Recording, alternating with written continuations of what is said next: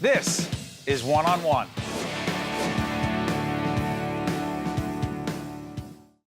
Steve Adubato, I'm here at the Healthcare Foundation of New Jersey, and it is my honor to introduce the leader of that team, Marsha Atkind, who is a person who, we started this conversation, I don't know, a year ago? Yeah. We just finished a forum, not to air, but we interviewed every person who was part of that forum, called Breaking the Cycle of Teen Abuse and Teen Bullying.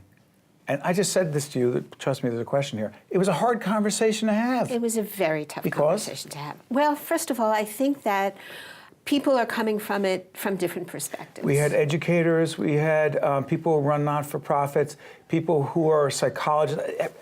And we had people who represent different communities who are the subject of bullying. Yes. And I think that even though there are some things that happen in general, you know, that are the same in all of those situations, there are some things that are different. We had folks from the LGBTQ plus community. Right, right. We had somebody who had recently lost a child as a result of online bullying and suicide, perhaps 12 years old. Yes, 12 years old. 12 years old. We hear that far too often. I mean, it's horrifying. I think that what she said had a lot of validity, which is that online platforms magnify bullying and make it much worse. You know, it used to be if you and I and a couple of other people were together and somebody said something hurtful to someone else, right, it really hurt the person who was the target, but it was confined to the 4 or 5 or 2 or however many people were in the room. With social media, it's multiplied. It could be out in the whole world. Everybody in high school or everybody in junior high school could see that. Their parents could see that. And it never goes away. It lives there forever. So. The other part of that conversation, by the way, we are only able to do what we're doing because the Healthcare Foundation committed resources to our initiative, plus a range of the other folks who are part of this conversation, not-for-profits, and others who are not.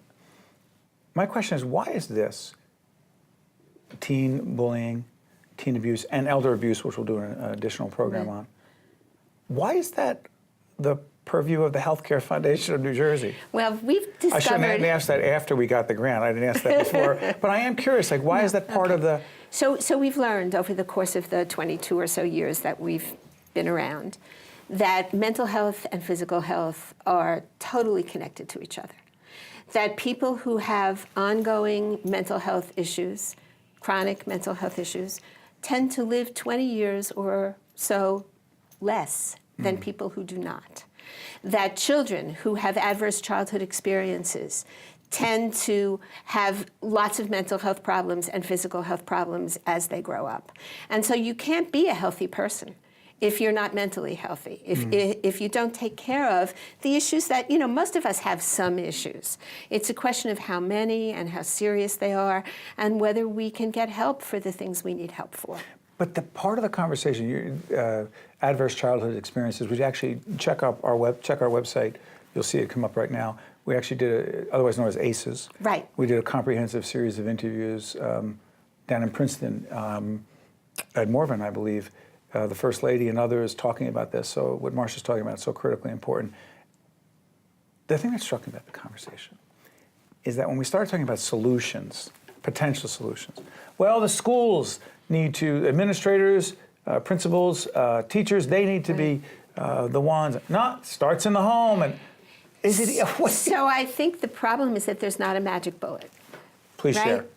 I don't think that any one of those institutions or groups can solve the problem. I think that the problem is multifaceted.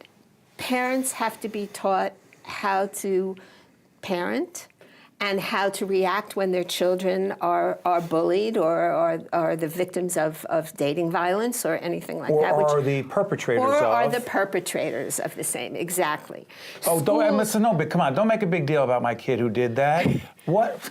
There's nothing wrong with my kid. It's your kid who was, you know, the bully. Can't your kid take it? Yeah, exactly. Just teasing. Exactly. All the wrong so messages. We have to own it. You know, we have to, the stigma has to be erased, and we have to know that all kids, most kids, maybe all kids, do difficult things sometimes, or are the butt of difficult things. And we have to help them get beyond that behavior. We have to figure out why they're doing it, or why it's happening to them, and help them, whichever side of that equation they're on, we have to help them. So I think that's our role as parents, okay? Schools need to understand much better how to identify behaviors that are when a kid is troubled. There was a really interesting show at Lincoln Center a couple of years ago called Pipeline, okay? And it was about the school to prison pipeline. And one of the incidents in the show was that a kid, a really good kid, okay, threw a book at a teacher one day when she asked him why he didn't bring his homework in on time. Now, why didn't he bring his homework in on time? That was really the question. His parents had had a very difficult fight the night before. I don't remember whether it had become violent or not, but it was a very difficult fight. And he was really upset by that fight, and he couldn't do his homework. So when the teacher asked him why he didn't have his homework, he reacted emotionally, and he threw the book at the teacher. Now, should he have done that? Of course not. What coping skills did he have? Of course not.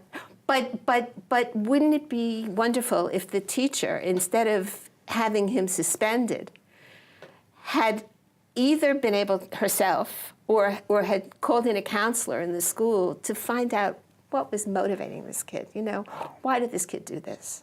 These are things that people in the schools have to learn to recognize and to cope with, and to create an environment in the school that's trauma-informed. You know, that where they can recognize they know what to look for. They know what to look for, and they know how to deal with what they find, not just what to look for. By the way, if you want to find out about another aspect of abuse and bullying, go on our website. You'll see it right there. On elder abuse, we looked at that. By the way, give folks a real quick sense. I know we did teen abuse and bullying today. Elder abuse so important because? Because it's important no matter how many elderly people are abused, but we do have to understand that the population is aging, that more and more people are in the position where they're becoming frail, they're becoming isolated, and they're at the mercy of people who take advantage of them financially, physically, who neglect them, who get frustrated and angry and take it out on them because they're difficult to take care of sometimes. Right. And again, we have to teach caregivers how to cope with people. We have to teach medical personnel, sometimes even people who do people's hair, to recognize when somebody's been abused and to do something about it. Marsha, thank you for allowing us and so many other not-for-profit organizations to try to be a part of the solution of breaking the cycle of abuse and bullying. Thank you. Thank you. One-on-One with Steve Adubato has been a production of the Caucus Educational Corporation, celebrating over 30 years of broadcast excellence. Funding for this edition of One-on-One with Steve Adubato has been provided by the Northward Center, the law firm of Gibbons PC, PSC&G, the Turrell Fund, supporting Right from the Start NJ, the Robert Wood Johnson Foundation, the New Jersey Education Association, and by Berkeley College. Transportation provided by Airbrook Limousine, serving the metropolitan New York, New Jersey area.